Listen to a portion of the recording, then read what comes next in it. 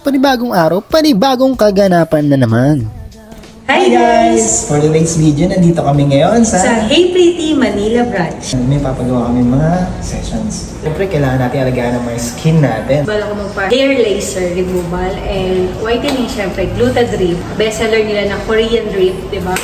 For me naman, papalaser ako. Bakit nga ba? Gusto ko lang mag-ganun balik para maging tight yung skin ko. Yan. And matanggal yung scar mo, Yeah, diba? yung scar.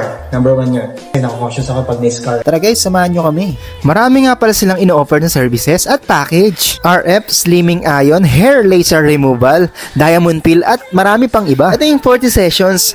There's more! Plus 3, plus 3, plus 3 sessions! At pwede itong installment terms.